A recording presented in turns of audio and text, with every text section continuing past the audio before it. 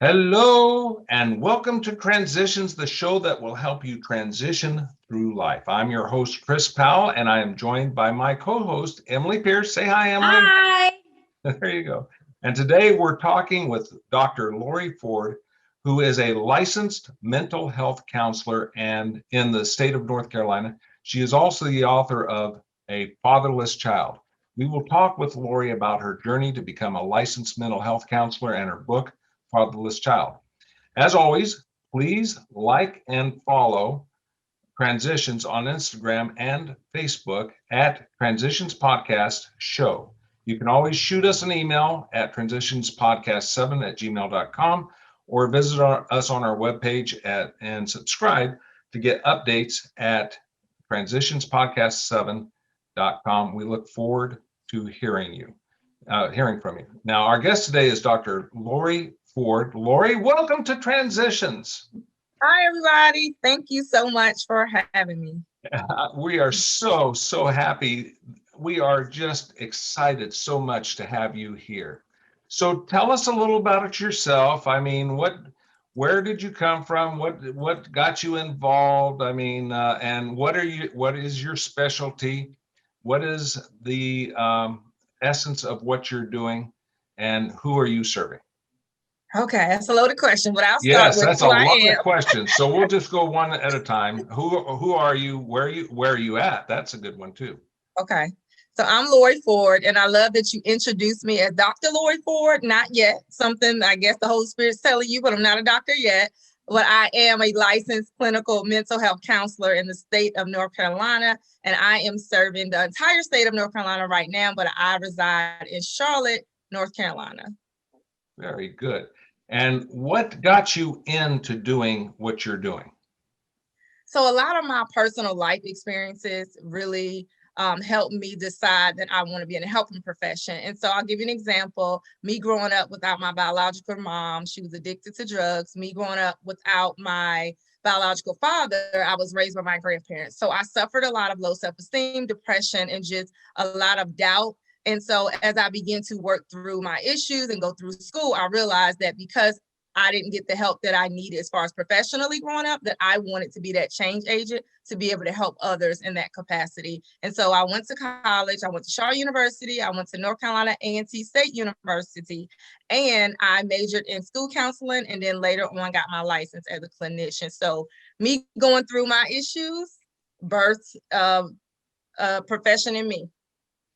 Let me ask you, that's a great segue into what would you advise people that have a lot of issues that are centered on a particular place and they have a real heart to do it, but they're scared to jump out and do something like that? Were you scared or a little bit apprehensive to launch out and try and do this?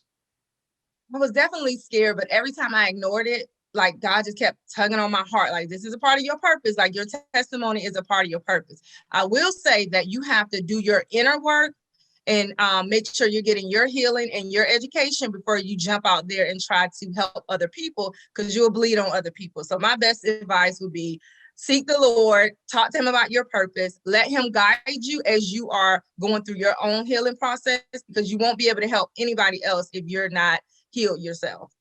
Folks, do you hear that? That is gold, what she Mm-hmm. just said. So what does that inner process of healing, what did it look like for you? Woo! Roller coaster, emotional roller coaster. But at the end, you're lucky to get off. You're happy to get off that ride to a new you. So I would say, like, for instance, I had an unhealed heart. So an unhealed heart looked like I needed validation, running after accomplishments, trying to rescue everybody, being upset if my family didn't agree with me. And so a healed heart looks like, okay, when I look in the mirror, I love what I see in my mirror reflection. When I seek the Lord, I'm excited to hear what he has to say and not be mad at him, right? I don't seek validations from others. And so going through that process, I had to first acknowledge there is a problem. Why do you get so upset when everybody's not on your team? Why are you running after so many accomplishments and trying to fill voids that's unfillable? And so first you got to acknowledge, number one, there's a problem. Number two, what do I do about that? Right? Number three, talk to your higher power, talk to God, and see where he wants you to go from there. Number 4, do the work. I had to go to therapy. And I had to literally do the work. Everything the therapist told me, I had to talk to my inner child. I had to release some of the guilt and shame and forgive myself. So it is a lot more to it, but I just want to keep it small. But those are some of the things I had to go through in order to be an asset to the people God has called me to.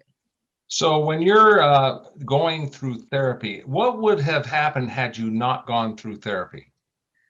Woo!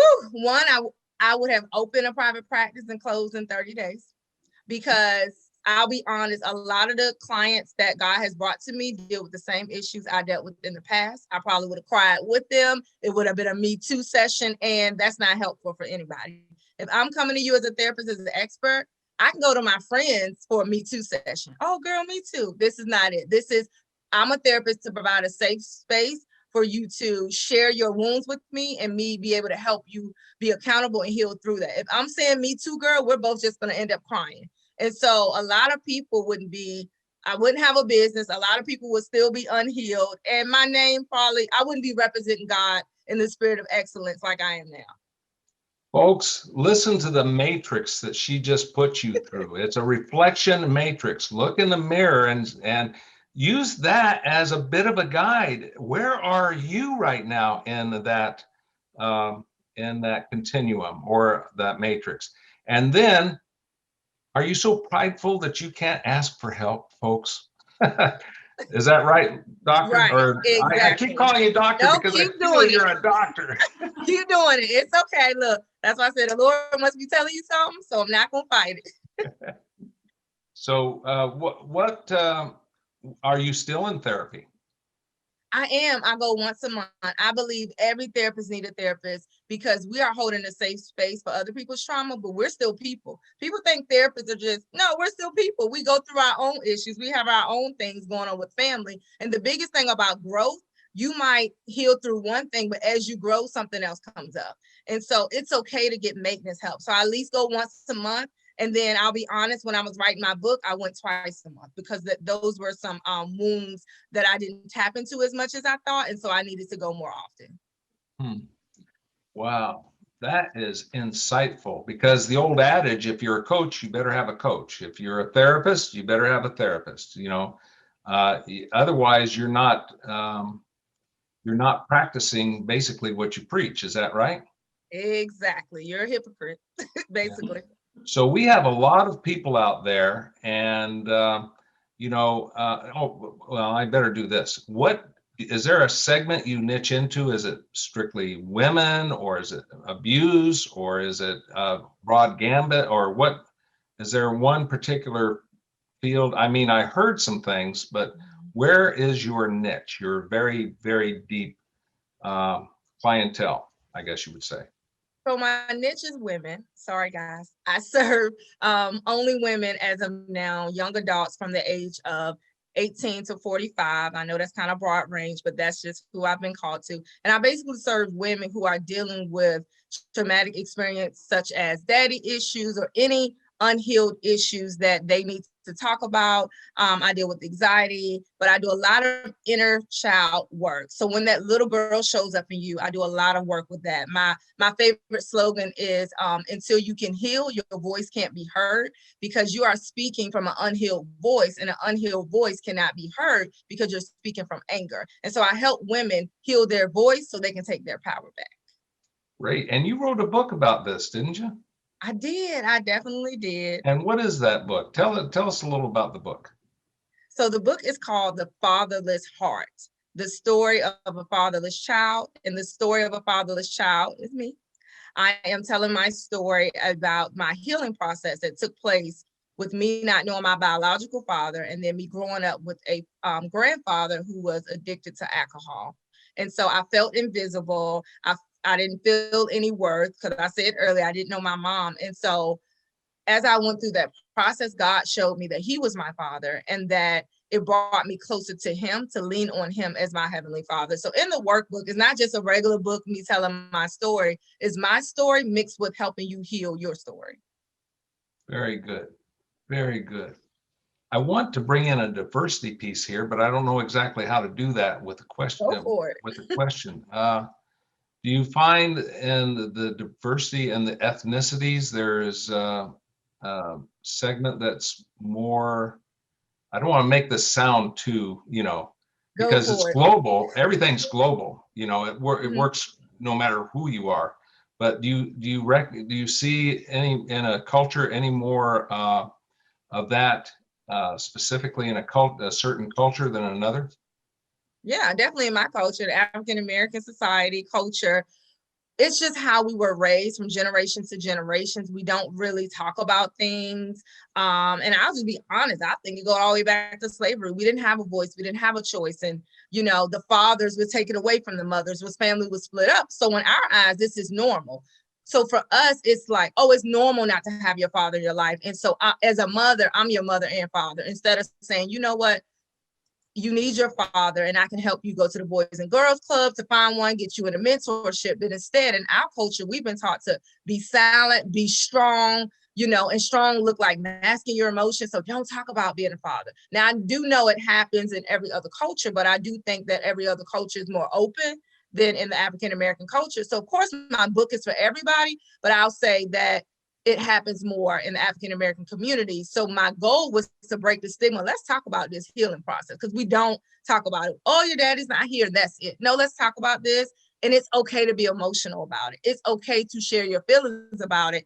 And so for the African American culture, if you don't get anything from the book, I want to normalize you being sad that your father is not there. Not saying your stepfather is not a good father, not saying your grandpa not a good father, but acknowledging I needed my real father if it's just for your identity alone.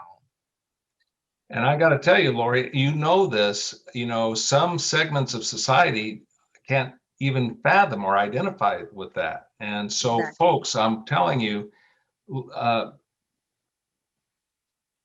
be accepting of everybody, be accepting of all cultures and where everybody's coming from. Everybody has been raised in their ethnicities in different ways. So give grace, give a lot of room for growth. And now let me ask you, Lori, about forgiveness. Let's talk about forgiveness for a while. Okay. That's a little bit of a piece of this, I would imagine. A huge piece. Why don't you talk on that? I would say for me, forgiveness started with acknowledging what happened, but also looking at the facts. And that took a lot of work. For instance, I had to look at the fact that my grandpa did not get what he needed to give me what I needed. So then with forgiveness, I started to have more compassion, not making excuses, but being real. Like my grandfather had to start working at 9. He started raising kids at 16. He didn't have nothing to offer me. He didn't know. He did the best he could with what he knew. And so I had to realize, like, I'm looking for things that he couldn't even give me because his father didn't give it to him. And so when we are holding this grudge against people that don't even, it's like you expecting $1,000 for somebody that's in a negative 100. They don't have it. So we having these expectations, and it's like, no, let's look at the facts. Let's talk to God about it, start showing compassion, and then release that and say, you know what? I need to forgive him as I forgive myself for holding the grudge.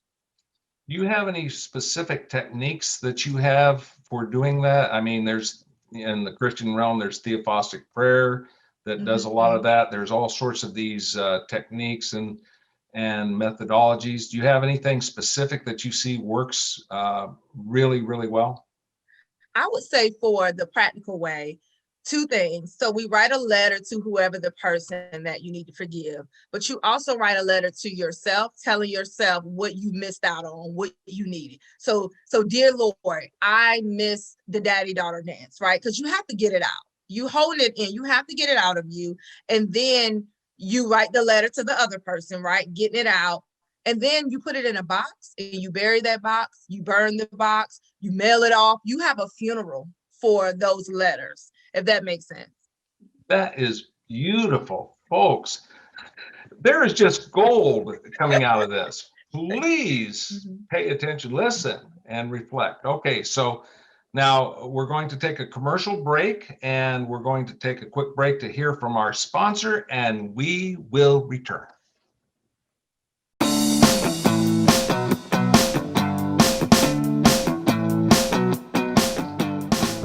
happy living here. I love good things made by good people. That's why I love Dry Farm Wines. I first met the man known as the healthiest wino on earth back in 2016. He claimed Dry Farm Wines don't cause headaches or hangovers, and that he started his company because 99% of wine consumed in the US is highly processed and loaded with nasties. Like most processed food, it's toxic. That very night, I made a big health decision. Toxic wines out, natural wines in. It's been nearly 5 years since I made the switch, and I feel great. Go to happyliving.com, select Partners in Happy, and get your first bottle of natural wine for 1 penny. And I'll donate 8% of every order placed for the entire month of March to WYTV7. So share the gift of natural wine with a friend. It'll make you both happy.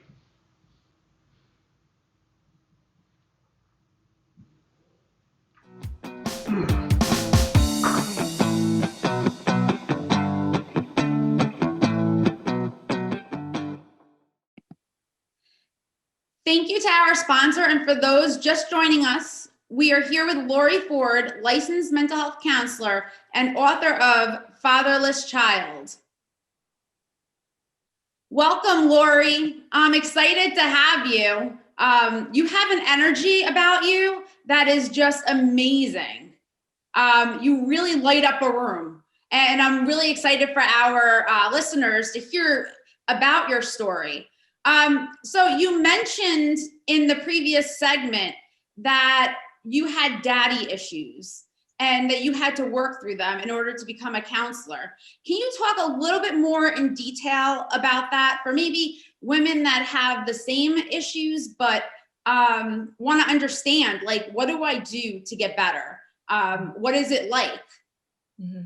Yes, Emily, thank you. And thank you for the compliment. So yes, daddy issues, it was something that I dealt with for a long time. So you always look for that identity piece. So your mom and your dad. And so for me, it was having those conversations with your dad, having a daddy-daughter dance that I missed out on, having the conversation about the birds and the bees, those things I missed out on, or just that affection from a man. And so a lot of my decisions with men that wasn't so good affected me because I didn't have that example. I didn't have a man saying, hey, set standards for yourself. Just because the guy say I love you doesn't mean you got to go on another date with him. So I missed out on a lot of that. And my biggest piece for me was I always was searching for validation. I didn't have that encouragement to say, you're beautiful just the way you are. I didn't have that. So if a guy said I was beautiful, it's like, oh, I didn't hear that. Ring to my ears. And he could be like, someone abuser that I shouldn't, talk to. But because my heart yearned for that, it just started attaching itself to toxic relationships. And so I would just encourage anyone that we got to work through those issues and figure out okay, I'm searching for this validation, but I'm going to have to either seek therapy or get closer to your uncle or your grandpa or someone that can kind of help you through that. And then, of course, closer to God, because the things God says about us is just amazing. And so hearing God say, I'm a masterpiece and that I am chosen and I am in his image, to me, that was all the validation I needed. Wow. So you mentioned that you went to therapy. Besides therapy, what else did you do on your own to develop that confidence and validation for yourself? One big thing, practical thing, is journaling. I don't think we give that credit enough. Really writing out my feelings daily, because I feel like when your feelings are in your head, it's very cluttered. So writing out in a journal, so much prayer, and so many devotionals. So when I didn't have the energy to pour into myself, I would read God's word, read devotional, go to church, listen to my pastor, because I just didn't have the energy and I just wasn't confident. And when you listen to the word or hear the word, it's like you just get this newfound glow in you, because God, you really think of me like this? I thought I was okay, but the way you're talking to me and the way you think about me, it's okay, I got a whole new confidence. Masterpiece. Okay. So yes, and then you chime out all of those negative thoughts that you tell your own self.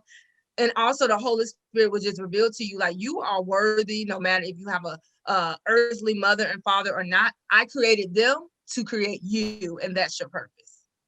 That's amazing that you were able to go through so much and come out and be successful. For women that are listening to us now, can you give them words of encouragement on their worst day? How do they move forward? Just knowing that your situation is not forever. It doesn't dictate your worth. It doesn't dictate who you are. And one of the huge thing I had to keep telling myself, it's not your fault, Lori. You didn't just pop up and have to be here. Like, you didn't just put yourself in this. It's not your fault. So releasing that guilt that you could have done something different, or, if I would have just looked better or act better, then the mom or dad will come back. That's not the case. Like, we look at the situation for what it is and start doing things that give you peace and joy, whether it's being outside in nature, whether it's being around family who love you, whether it's taking yourself to a spa day. Like, start doing things that help you in your confidence a little bit, because everything is not your fault. And so on those worst days, you got to pick yourself back up and say, it's not so good day, but if I only have one affirmation, I'm going to say it's not my fault. Wow. I can tell you personally, I know what you're saying works because I've had to do it in my own life. And it's not easy, especially for women. I think women have burdens on them that the other men don't. They have the weight of the world, and that self-care aspect is so important. I want to mention something that Chris started to mention, but I think is really important because, as you know, I'm going to school for my master's in mental health counseling. Yay. And they talk a lot. Yeah, I'm very excited. So they talk a lot about culture and cultural competency, right? As much as I want to relate to an African-American woman or person, I don't know what they've been through, because their culture comes with so many different aspects than what I've experienced. I feel like it's so important for you to speak to African-American women who may be down and out and feeling like they can't continue because maybe that's what they've been told. And I just want you to talk to them for a minute and really give them solid advice or something that specifically worked for you.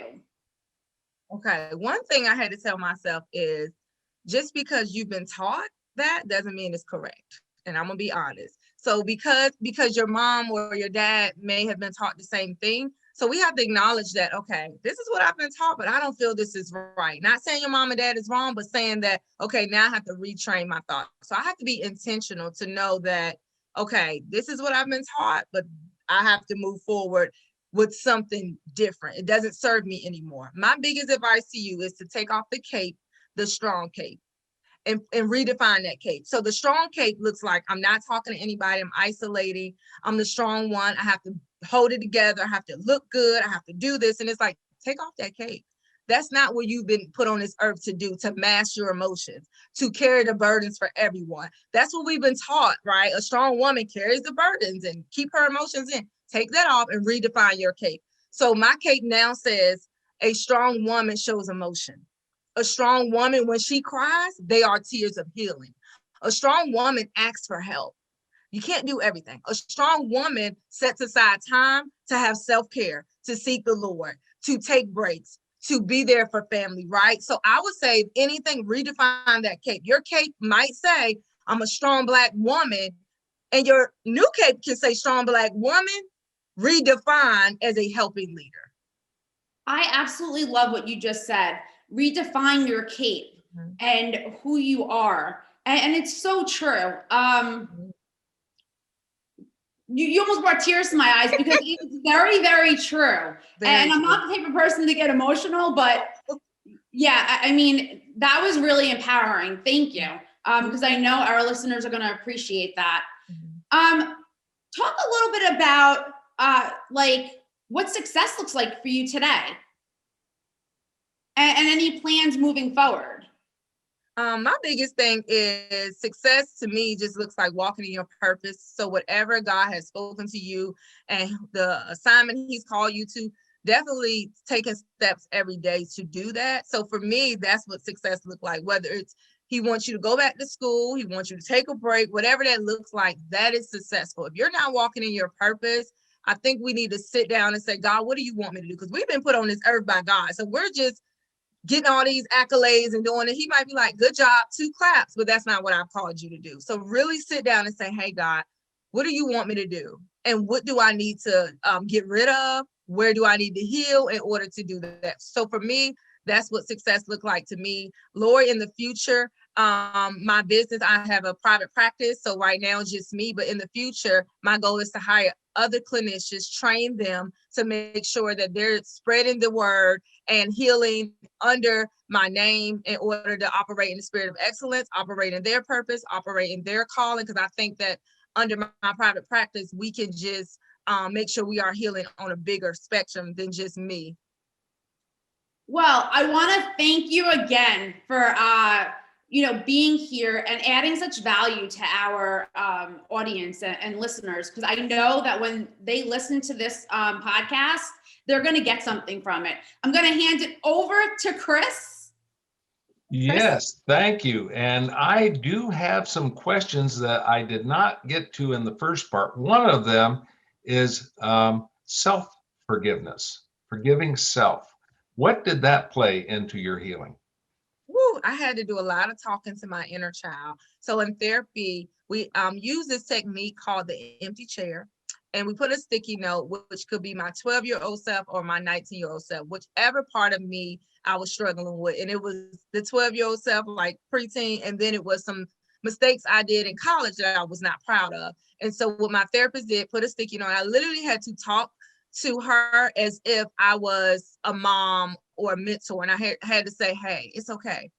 That's all you knew then, I love you and I need you to love yourself. Like I had to really pour into the 12-year-old, but I think the therapeutic moment for me was me saying it. And it was my job as an adult to give my inner child what she needs. And I think that's the biggest thing and played a huge part. That inner child's going to show up because she's wounded. I'm in my 30s, but 12-year-old still deep down like, hey, I still need love. I need you to protect me. And you just talk to her in a calm voice. I got you. I love you. You don't have to rise up now. You don't have to be in survival mode. I got you. I'm going to love on you. You're not in that unhealed place anymore. You're not in that survival place no more. So for me, that self-forgiveness was a lot of talking to the person I used to be. So folks, that's a perfect example of a therapy that is going to be extremely difficult on your own, because there is these blind spots, there's awareness. Everything she just talked about was awareness, coming into an awareness, and it's painful. And unless you have somebody step on beside you doing that, it is, I don't even know if it's possible. Would you say that's even possible, Lori? No. Number one, I didn't even know what that technique was. Number two, I didn't even know how much I was comfortable releasing my emotions because someone was there providing a safe space that I trusted.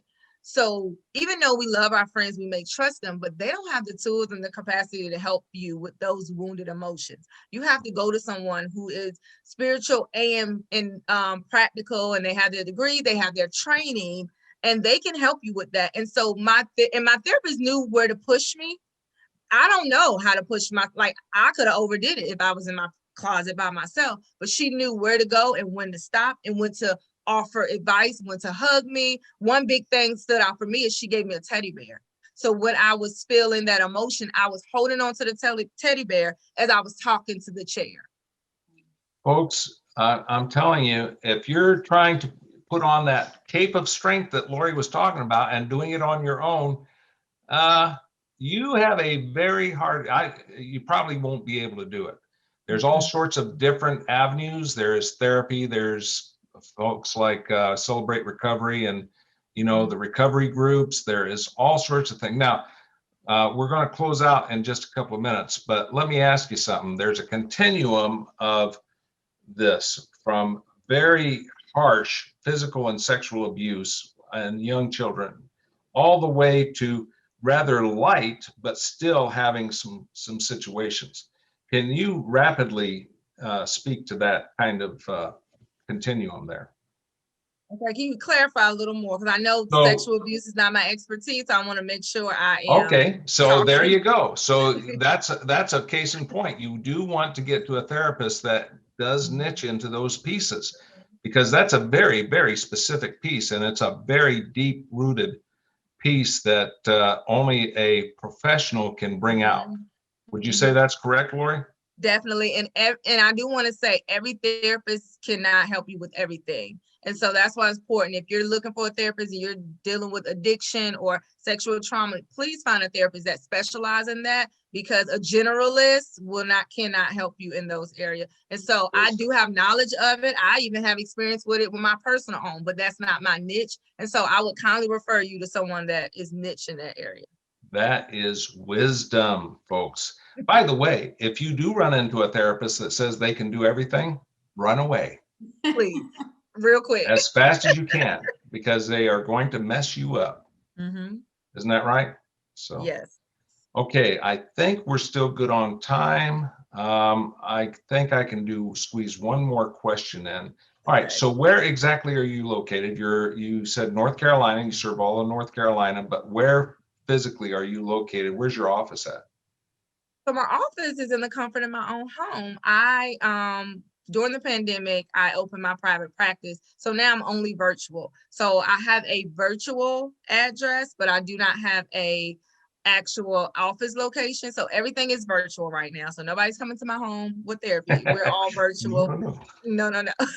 So yeah, right now I haven't, the Lord is still working on what the location will be. Right now that we're in the pandemic, this is working for me and the clients that I serve. I can say that they're more comfortable virtual because they're in their own space. And so I've been very creative in the techniques that I have as far as virtual to be able to still help those same issues you would help in person. Okay. So now, do you do anything with groups? I do. So I have a self-esteem and a women empowerment group, and I also teach how to create your own workbook or book masterclass. So those are two big groups that I definitely do right now. All right. So how can people contact you? So you can visit my website at www.lfordcounseling.com, or you can visit my Instagram at _Mrs.Ford.counseling, or Facebook, Lori Ford Counseling and Consulting. Okay, so we're wrapping up. One thing that is top of mind, the most important that you want to talk directly to this audience about, just one thing. If you're thinking about doing your inner work on your own, think again. That's all I want to say. If you're thinking about doing the inner work again, think again and visit my website. If you even have any hesitation, visit my website and just see if my site speaks to you, and then make your decision. Perfect. All right, Emily, why don't you send us out of here? We want to thank our guests for speaking with us today. Lori, again, I'm going to ask you to tell us your contact information, just so if somebody wants to contact you, they can do so. Okay, you can contact me at www.lfordcounseling.com. That's my website. You can also contact me on my Instagram page, _Mrs.Ford.counseling, or Facebook, Lori Ford Counseling and Consulting. Perfect, thank you. So don't forget, folks, to follow us on Facebook and Instagram at Transitions Podcast, and visit our website to subscribe to updates at transitionspodcast7.com. And you can always email us questions or feedback at transitionspodcast7@gmail.com. And please contribute to our host, WYTV7. And you can do that by visiting WYTV7.org. Thank you. Thank you. All right. Thank you all. Lori, Emily, it was awesome. All right. Thank you so much. Guys.